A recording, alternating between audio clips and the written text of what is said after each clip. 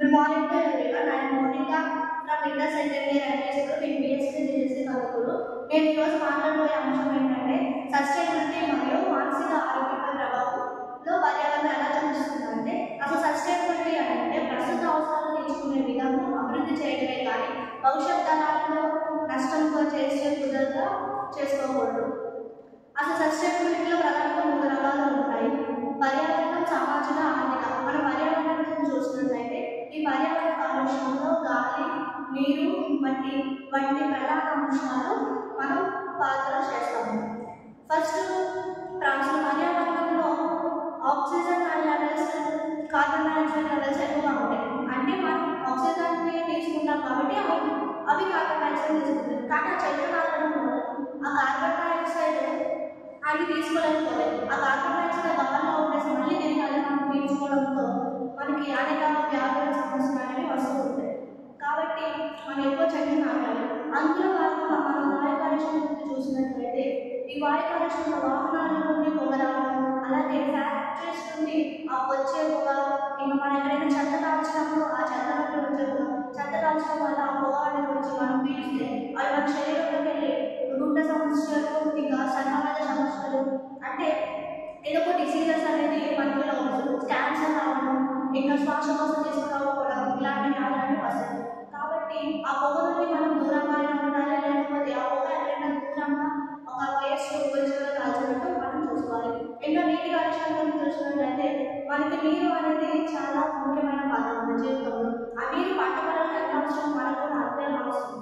ఆ నీరు అనేది ఎక్కువ కలుషితం అవ్వకుండా చూసుకోవాలి.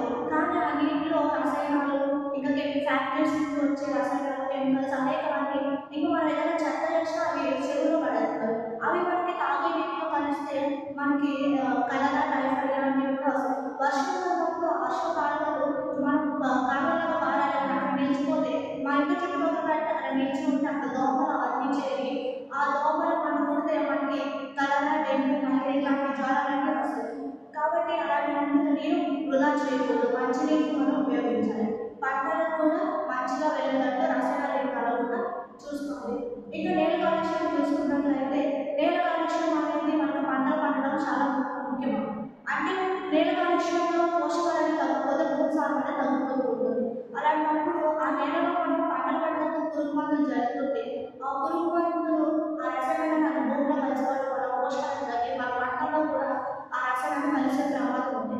కాబట్టి ఆ రసాయనాలు తగ్గించి ఎరువులు ఉపయోగించి మన నీటి కాలుష్యం, మన నేలని మనం మంచిగా చూసుకున్నాం. ఆ నీటికి వచ్చే వరదల వల్ల కూడా నీరు ప్రవహించి నేల కాలుష్యం కూడా రావడం జరుగుతుంది.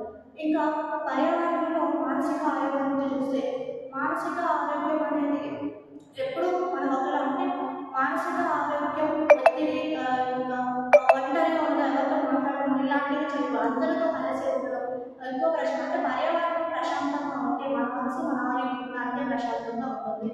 ఎక్కువసేపు ఈ ఏజ్లో ఏంటంటే ఈ మానసిక ఆరోగ్యం అనేది ఒత్తిడి. అంటే ఎప్పుడు ఎవరైనా ఏదైనా మనకు నచ్చిన చదువుకునే చేస్తే సడన్ డెసిషన్స్ తీసుకుంటాం.